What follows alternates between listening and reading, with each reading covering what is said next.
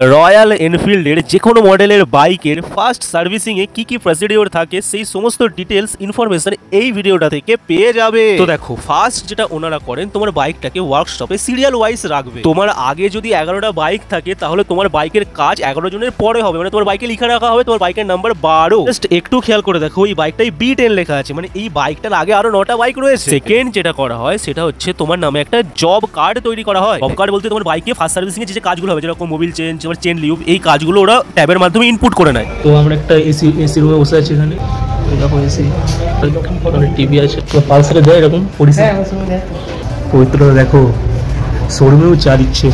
এসির মধ্যে ঠান্ডা ঘরে গরম লিকার চা চুমুক মারতে জাস্ট হেভি লাগছিল। ফার্স্ট সার্ভিসিং এর যে কোনো বাইকে, মানে যে কোনো বাইকে খুব একটা বেশি কাজ হয় না, যেটুকু কাজ আমার বাইকে হয়েছে সেটুকু তোমার স্ক্রিনেই দেখতে পাচ্ছ। মাত্র 3টে কাজ হয়েছে, বাইকের মোবিল চেঞ্জ, চেন লিউব আর সার্ভিস কিট 500 কিলোমিটার চালিয়ে টোটাল আমার 1103 টাকা খরচা পড়েছে। কোথায় কত টাকা লাগলো সেটা তোমরা, হোম ওয়াশের জন্য 50 টাকা এক্সট্রা লেগেছে।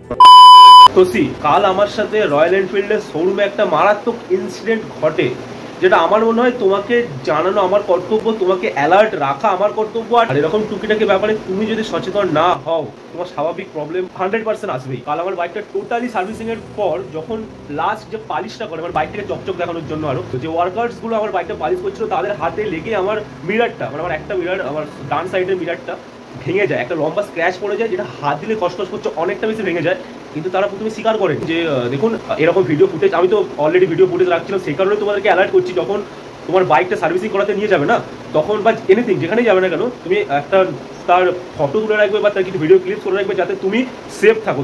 বলতে পারো, জোর দেখিয়ে বলতে পারো যে দেখুন আমার বাইকে কোনো স্ক্র্যাচ ছিল না, আমি এরকম দেখালাম। তো প্রথমে ওরা স্বীকার করেনি। আমি জিজ্ঞাসা করলাম যে তাহলে দাদা এটার প্রাইস কত হতে পারে? বললো 700 টাকা। একটা মিটারে তুমি 700 টাকা, আমি কেন শুধু 700 টাকা পে করবো? একই দিয়ে 1103 টাকা পে করেছি আমি। তো আমি যখন ওদেরকে বললাম, ওনার যে রিসেপশনিস্ট ছিল, যে যিনি মেন রিসেপশনিস্ট ছিলেন, আমি ওনাকে গিয়ে বললাম যে দেখুন এরকম আমার ভিডিও ফুটেজ রয়েছে, ফটোজ রয়েছে। যখন আমি শোরুমে বাইকটা এন্ট্রি করাচ্ছি তখন আমার বাইকে কোনো স্ক্র্যাচ ছিল না। ইনফ্যাক্ট আমি ওখানে কিছু র ফুটেজ করছিলাম যখন ওরা কাজ করছিল।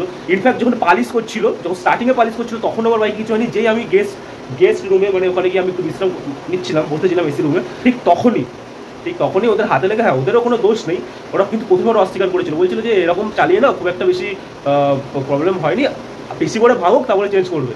যখন আমি দামটা শুনলাম 700 টাকা একটা মিটারের দাম, কেন আমি শুধু পে করবো, তখন ওনারাই কোঅপারেট করলেন। বাট আমি যখন ফোর্সলি বললাম, বাট আমার কাছে যদি কোনো প্রুফ না থাকতো না, 700 টাকা আমাকে বাইরে থেকে কাজ লাগাতো, মানে মিটারটা লাগাতো, একটু অ্যালার্ট থাকবে, নিজের যে প্রুফ রাখবে, তো নিজে সেফ থাকবে, তো এক্সট্রা তোমাকে পে করতে হবে না। লাইক করে দিও, কমেন্টে জানিও যে কিছুটা ইনফরমেটিভ লাগলো নাকি টোটাল ব্লগটা, আর লাস্টের ইনফরমেশনটা তোমাদের একটু উপকারে লেগেছে নাকি অবশ্যই কমেন্টে জানাবে। শেয়ার করে জানিয়ে দাও যে এরকম ঘটনা, ছোটোখাটো ঘটনা অনেকটা বড় সড়ো রূপ নিতে পারে, ঠিক আছে।